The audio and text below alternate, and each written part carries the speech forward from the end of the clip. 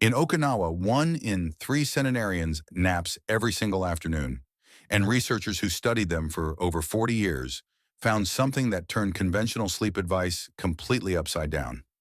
The people who slept the most during the day had the least dementia, not the least sleep, the most. When did you last let yourself rest after lunch without feeling guilty about it? If your answer was never or not for years, you're not alone, and you've been following advice that the science no longer supports. A study of 936 adults tracked over decades found that the timing of your nap matters more than almost anything else in your afternoon. Not whether you nap, but when and for how long. That's what separates Okinawa from everywhere else.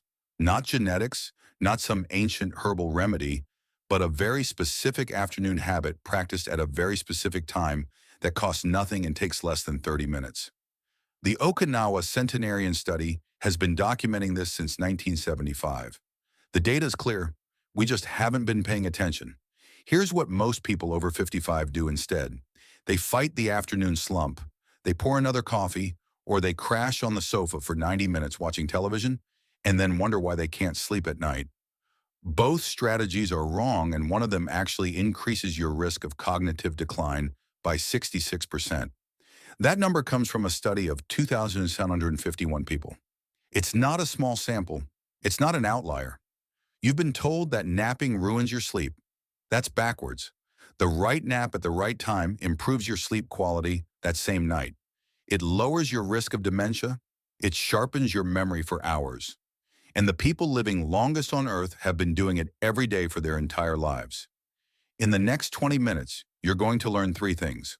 First, why the nap you're probably taking right now is the wrong one, and how to fix it this week. Second, the specific environmental trigger that Okinawan elders use before their nap that most people in the West never think about. And third, the complete system Tier 1 through Tier 3 that combines everything into a daily habit you can start today. I'll also tell you toward the end the one detail about the Okinawan nap ritual that no sleep doctor or wellness influencer ever mentions. It sounds too simple, but it's the detail that makes everything else work. Stay with me. This one changes things. Let's start with what's actually going wrong, because most people who have a nap problem don't know they have one. They think the problem is that they feel tired in the afternoon. That's not the problem. That's your body working correctly. Your brain has a natural energy dip between 1 p.m. and 3 p.m. It's called the post-lunch dip, and it happens regardless of what you ate. It's part of your circadian rhythm, the same internal clock that tells you when to sleep at night. In Okinawa, they honor that dip. They work with it. In the West, we've built an entire culture around fighting it. The 2022 Rush Memory and Aging Project followed 1,711 older adults for 14 years. They found that people who napped more than 1 hour a day were 1.4 times more likely to develop Alzheimer's. But here's the part most news articles left out. The naps that caused the problem were the long ones, the unstructured ones, the ones taken in front of the television on a sofa with no clear start and no clear end. Short naps taken at the right time did the opposite. A meta-analysis of 11 studies found that a 20 to 30-minute nap taken in the early afternoon improved memory, attention, and executive function for at least 2 hours afterward. Every study, every metric, that's not a trend. That's a consistent result. So the belief that's holding you back isn't, I shouldn't nap. The belief that's holding you back is that all naps are the same. They're not. And the research now makes that distinction clear enough to act on. At the end of Section 3, I'll tell you the ingredient in the Okinawan afternoon ritual that nobody talks about. It's not food, it's not a supplement. And once you know it, you'll wonder why every sleep researcher isn't leading with it. Near the end of this video, I'll show you exactly why this habit reverses the cognitive damage that builds up from years of sleeping wrong. There's a biological mechanism behind it. And once you understand it, you'll never look at an afternoon differently again. Let's get into Section 1. In the town of Nago, in the northern part of Okinawa, there is a woman named Tsuru Yamashiro. She was 98 years old when researchers from the University of the Ryukyus documented her daily patterns as part of their sleep health study.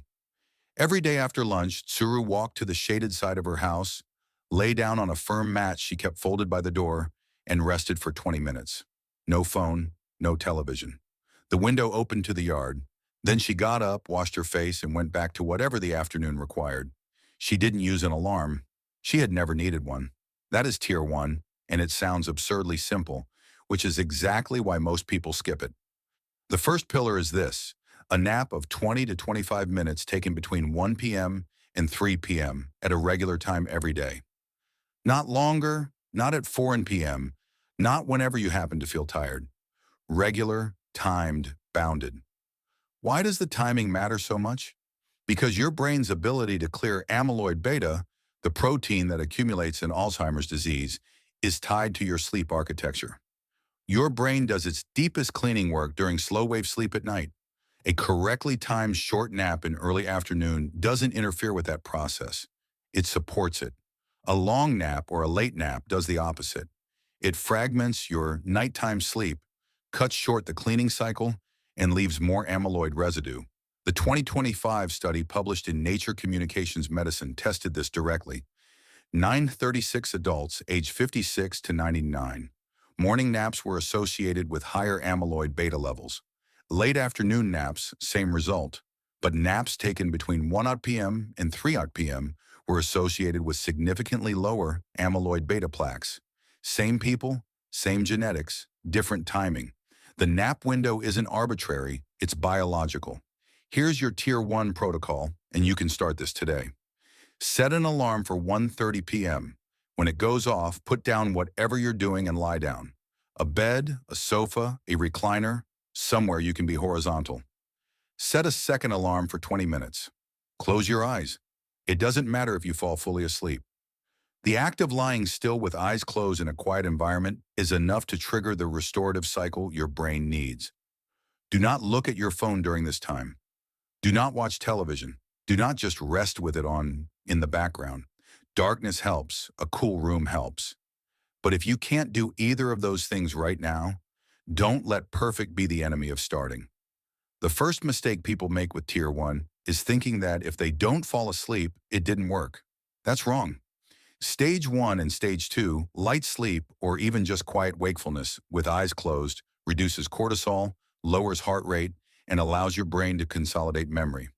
In a study of healthy adults, even a 20-minute rest period without full sleep improved cognitive test scores by measurable margins. The sleep itself is a bonus. The stillness is the minimum. The second mistake is inconsistency. Varying your nap time by more than 30 minutes day to day disrupts your circadian rhythm in ways that show up in your nighttime sleep within a week. Regularity is what makes it a habit. Regularity is what makes it therapeutic. You're training your body when to rest the same way you train it when to eat and when to wake. This is only 30% of the system. What amplifies it is what comes next. Suru Yamashiro didn't just lie down after lunch. Before she napped, she went outside. Every day after the midday meal, she walked through her yard for 10 to 15 minutes. Not for exercise, not because she had to, because that's what people in her part of Okinawa do. The short walk, the light, the transition before the rest. It wasn't written down as a protocol. It was just life. But what it does to your brain is not simple at all. This is Tier 2, and it's the one piece that transforms a decent nap into a genuinely powerful tool for cognitive protection. Here's the mechanism. Your circadian rhythm is controlled by light.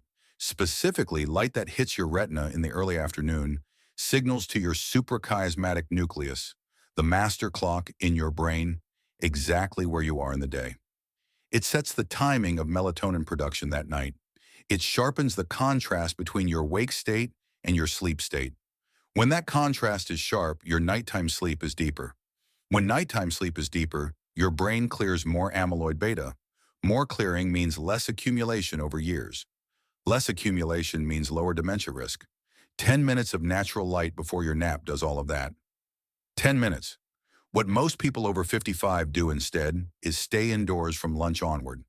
The afternoon becomes a continuous indoor stretch. Lunch at the table, television on the sofa, nap on the same sofa, dinner in the kitchen. No light signal, no circadian anchoring. The internal clock drifts. Sleep quality degrades, the cycle continues. The China Health and Retirement Longitudinal Study tracked 2,051 older men over 12 years. The men who slept more than 120 minutes during the day had a 66% higher probability of cognitive decline. But the researchers also noted that the men with the best cognitive outcomes combined shorter daytime sleep with regular outdoor activity in the hours before and after rest. The nap alone was part of it. The light exposure was the other part. A study from the University of the Ryukyus with 788 participants aged 60 to 93 in Okinawa found that elderly people in the northern villages had significantly better sleep health scores than those in Tokyo, better quality nighttime sleep, fewer awakenings, less insomnia. The researchers identified regular outdoor time in the early afternoon as one of the distinguishing lifestyle factors. Here is your Tier 2 protocol, building on Tier 1. Before your 1:30 p.m. nap alarm goes off at around 1:15 p.m., go outside. Your back garden, your balcony, a window that opens. If none of those are available, a short walk around the block, 10 minutes of natural light on your face and hands. Not strenuous, not exercise, just being outside in daylight. Then come back in and lie down. The combination changes everything. The light sharpens your circadian signal. The nap lands at exactly the right moment in your energy cycle. You wake up 20 minutes later, clearer than you felt in years. Not groggy, clear. This is what people in northern Okinawa experience every day and have for their entire lives. If you've ever taken a nap and woken up feeling worse than before, it's because you napped too long, too late, or without the light priming. Fix those three things and the experience transforms. There's a modern trap that cancels out everything you just built. It's melatonin. The melatonin supplement market in the United States alone is worth $900 million, and it is not solving the problem most people think they have. Melatonin is a darkness signal. It tells your body it's night. Taking it as a supplement does not improve the quality of your sleep architecture. It doesn't help your brain clear amyloid. It doesn't fix a disrupted circadian rhythm. It shifts your sleep onset by 20 to 30 minutes on a good day. Meanwhile, the actual root problem, a daytime rhythm with no light anchoring and no structured rest, goes completely untouched. The Okinawans are not taking melatonin. They're going outside at 1 p.m. and lying down at 1:30. That's it. That is the intervention that works. You now understand 60% of the system. What remains is the piece that most people never discover, and it's the one I promised you at the beginning. Let me bring you back to Suru's yard for a moment.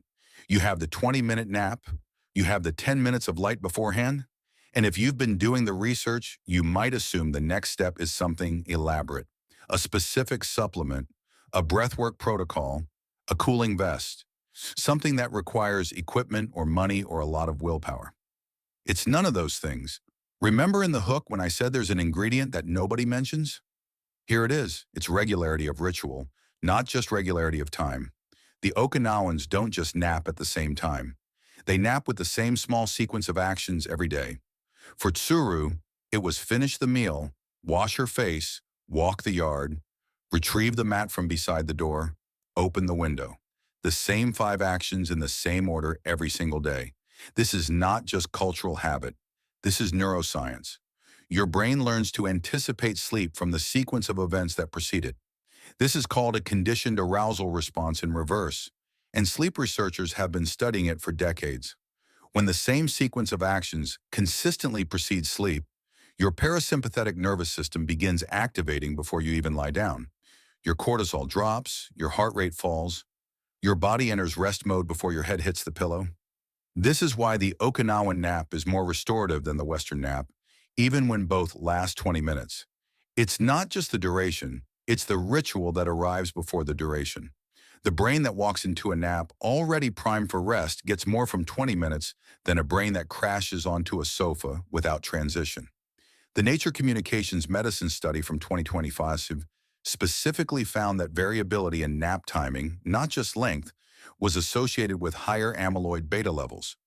People who napped at irregular times, regardless of duration, had worse cognitive outcomes than people with consistent nap timing.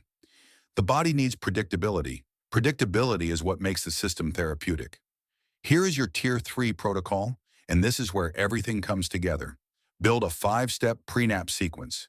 It doesn't have to match Tsuru's. It has to match your life. Here is a version that works for anyone. Step 1. At 1:15 p.m., finish whatever you're working on and physically close it. Close the laptop. Put down the book. Signal to your brain that the work period is done. Step 2. Go outside for 10 minutes of natural light. Walk to the garden. Step onto the balcony. Get daylight on your face. Step 3. Prepare a small warm drink if you like one. Chamomile tea, turmeric tea, warm water with lemon, nothing caffeinated. This is your sensory signal that the transition has begun. Step 4. Enter the room where you nap. Dim the light or close a curtain. Cool the space if possible. 66 to 68 degree F is optimal. Step 5. Lie down, set your 20-minute alarm, and close your eyes. Do those 5 steps in that order every day at the same time. Within 2 weeks, your body will start entering rest mode during step 2. By week 4, you'll feel the shift beginning with step 1. The ritual trains the brain faster than any supplement. The ingredient nobody mentions is the ritual sequence. Not a single action, the sequence. That's what makes the nap restorative rather than just restful. This is the mechanism that reverses the cognitive damage from years of wrong sleep. Your brain's glymphatic system, the network that clears amyloid beta and tau proteins during sleep, operates in cycles. Every time you have a fragmented night of sleep, the clearing cycle is cut short. Every time you have a late, long, unstructured nap, you fragment that night. Over years, the accumulation builds. The 20-minute structured afternoon nap with light priming and ritual anchoring does the opposite. It deepens nighttime sleep. It completes the glymphatic cycle. It reduces the rate of accumulation, not dramatically, not overnight, but consistently over months and years. The difference compounds. This is what the centenarians in northern Okinawa have been doing without knowing why. And now you know why. What does the timeline look like in practice? In the first 7 days, most people notice they're falling asleep faster at night. Not dramatically, but the middle of the night waking. That 3 a.m. awakening that plagues so many people over 60 starts to ease. Your brain knows when nighttime is because you've given it a clear afternoon anchor. By 30 days, the afternoon clarity after your nap becomes noticeable to people around you. Memory feels sharper in the late afternoon. You're not reaching for a coffee at 4:01 p.m. anymore. The energy cycle is working with you instead of against you. By 90 days, you've built a circadian rhythm robust enough that your body begins to anticipate rest before the alarm goes off. That's when you know the system has taken hold. That's the state the elders in northern Okinawa describe as the natural way. Not a discipline, not a practice, just the way a day is shaped. Here's where we are in Okinawa. They don't fight the afternoon. They work with it. The people who live past 100 with their minds intact have been doing 3 things since long before sleep research had names for them. They nap at the same time every day between 1 p.m. and 3 p.m. for 20 to 25 minutes. That's tier 1. They go outside for 10 minutes before the nap to anchor their circadian clock with natural light. That's tier 2. And they wrap the entire habit in a small, consistent sequence of actions that primes their nervous system before they ever close their eyes. That's tier 3. In the West, we do something very different. We push through the afternoon dip with caffeine. We crash on the sofa for 90 minutes with the television on. We take a melatonin pill at night and wonder why we still wake up at 3 a.m. And then slowly over years, the cognitive decline we were told was inevitable just happens. It doesn't have to. The University of the Ryukyu study documented this gap directly. Older adults in Okinawa's northern villages showed significantly better sleep health scores than urban populations with the structured afternoon rest identified as the key separating factor. That's not folklore. That's an 8-year data set of 788 people. Here's the one thing to do today, not this week. Today at 1:30 p.m. or as close to it as you can manage, set an alarm and lie down for 20 minutes with your eyes closed. That's it. Don't worry about the light yet. Don't worry about the ritual yet. Just start the habit of stopping. That is the foundation everything else is built on. Tomorrow, add 5 minutes outside before you lie down. The week after, add the pre-nap sequence. Build it in layers. That's exactly how the 3-tier system was designed to work. Tsuru Yamashiro didn't decide one day to adopt a longevity protocol. She just lived the way people in her part of Okinawa live. Small habits, same time, every day for nearly a century. That's the whole secret. If this story changes the way you look at your afternoon rest and the health of your brain, please subscribe and like the channel. We are uncovering the history and the science that they have tried to bury. Let's plant the seeds for a better future together. The next treasure of longevity will be revealed soon. Tell me in the comments, are you a napper? Have you ever tried a structured 20-minute nap and noticed the difference? Or are you someone who's been fighting the afternoon slump for years? Drop your experience below. I read every comment, and your answer might shape the next video. The afternoon is not your enemy. It never was. You just needed to know what to do with it.